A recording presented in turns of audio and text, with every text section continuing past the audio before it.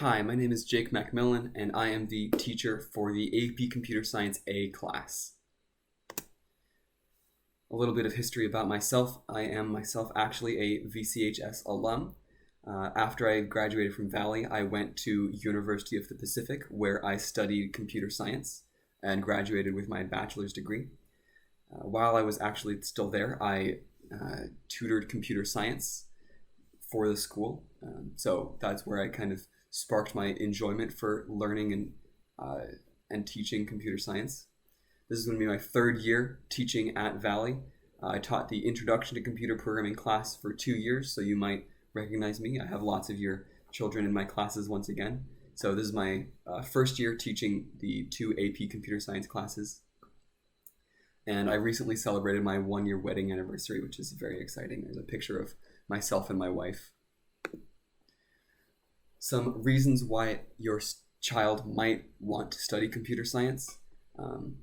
It's really good for building problem-solving skills, learning to think like a computer, think logically, and learning to solve those errors in your programs can be an invaluable skill, not just for programming, but for life as a whole. You may have noticed, but I'm recording this on a computer. You're probably watching this on a computer. Computers are everywhere in our society, and interacting with them and programming them is a growing field and increasingly useful.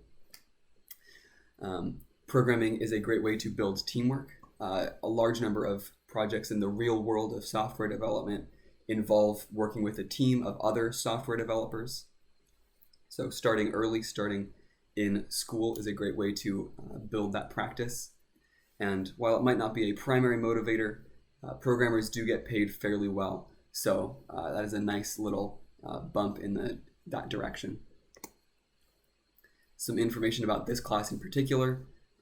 Computer Science A is designed to teach students how to write code in the Java programming language.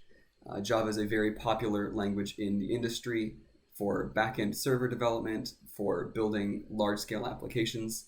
Minecraft, a very popular game, is built in Java.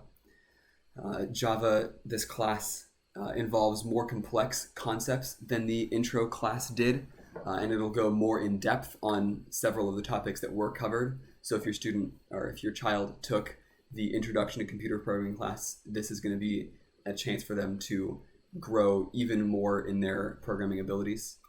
And this class should serve as a pretty good foundation for anyone interested in pursuing computer science in college. And even if they're not interested in computer science specifically, many STEM majors at universities require students to have some knowledge of programming and might even require a programming class. So knowledge of programming is increasingly required. Some adjustments that I'm personally making for distance learning. I'm available during class, always on Zoom, and after school from 2:45 to 3:15 for office hours. If it is outside of those hours and a student emails me or a parent emails me, I will do my best to respond as quickly as possible. During class, I'm trying to give enough time for students to finish the assignments for the day. If a good number of students are not finished with that day's assignments, I will allocate additional time the next class period for students to continue working, with the goal of reducing the amount of homework students have to do. I'm aiming to have all of the classwork be done in class so that they don't have that additional stress of working outside of class time. The reason I have these assignments is because lots of programming is learned via practicing these new ideas, practicing these new concepts, and these assignments in each class are designed to build the understanding of these concepts that were taught in the lecture. And since the beginning of our school year, I've been polling students for their opinions on what they should be expected to do, what they expect from me this year, and I've been using that feedback to build my lesson plans and shape how I've been doing instruction this year. If you note your student or your child struggling at home, keep in mind and maybe remind them that computer science can be hard to break into for some people. Some students learn it very quickly, where others, it takes a little bit longer for them to process. I fully believe that anyone can learn to do computer science, just like anyone can learn to do basic math. It's all about practicing those fundamental skills. If you notice your student struggling, you can encourage them to watch the videos on CodeHS or the recordings of my lectures. I have been uploading those to learn@vcs.net. You can also have them read the lecture slides, also uploaded to learn@vcs.net. They can be encouraged to attend office hours, which, like I said before, are after school from 2:45 to 3:15. If no one is in my Zoom room at 3:15, I will close the Zoom room. But if a student is actively receiving assistance, I will not stop helping them at 3:15. If they need more help, I will be available to them as much time as is necessary.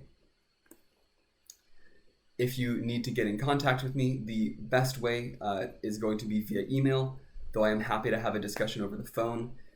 If you reach out to me via email first so we can set up a time, that would be optimal. But I'm happy to have conversations over the phone if that is what you desire. That's it from me. Thank you for your time and patience. I appreciate your willingness to entrust your students to me this year, and I'm looking forward to teaching them.